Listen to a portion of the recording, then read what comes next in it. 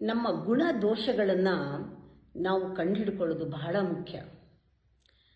ನಾವು ಪಶುತ್ವದಲ್ಲಿ, ರಾಕ್ಷಸತ್ವದಲ್ಲಿ, ದೈವತ್ವದಲ್ಲಿ, ಮನುಷ್ಯತ್ವದಲ್ಲಿ ನಮ್ಮ ತಮಸ್ಸು ರಜಸ್ಸು ಎಷ್ಟಿದೆ, ನಮ್ಮ ಸತ್ವ ಎಷ್ಟು ಕಮ್ಮಿ ಇದೆ, ಇದೆಲ್ಲ ನಮಗೆ ಗೊತ್ತಾಗತ್ತೆ. ಇಂಟ್ರಾಸ್ಪೆಕ್ಷನ್ ಮಾಡಿದ್ರೆ ನಮಗೆ ಗೊತ್ತಾಗಲ್ವ ನಮ್ಮ ಗುಣ?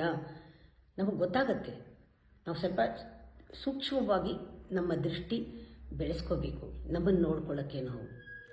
ಹೇಗೆ ನಾವು ಡಾಕ್ಟರ್ ಹತ್ರ ಹೋದಾಗ ನಾವು ಕೇಳ್ತೀವಿ, ನಂದು ಕಫ ಪ್ರವೃತ್ತಿನ, ವಾತನ, ಪಿತ್ತನ ಅಂತ. ನಮ್ಮ ಮನಸ್ಸಿನಲ್ಲಿ ಹೇಳುವಂತಹ ಯೋಚನೆಗಳು ಕಫಾದ್ದೇ ಬೇರೆ, ವಾತದೇ ಬೇರೆ, ಪಿತ್ತದೇ ಬೇರೆ. ಇದು ರಜಸ್ಸು, ತಮಸ್ಸು, ಸತ್ವ ಅದರ ಮೇಲೆ ಪರಿಣಾಮ ಆಗುತ್ತೆ.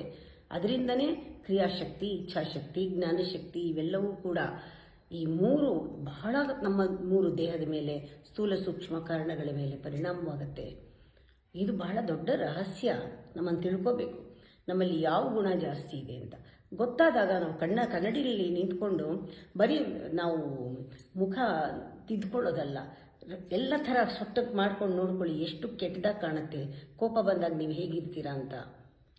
ಆ ಕೋಪದ ಮುಖ ಯಾರಾದರೂ ನೋಡಿದರೆ ಪುನಃ ಇನ್ನೊಂದು ಮುಖ, ನಮ್ಮದು ಒಳ್ಳೆ ಮುಖ ತೋರಿಸೋವರೆಗೂ ನಮ್ಮ ತಪಸ್ಸು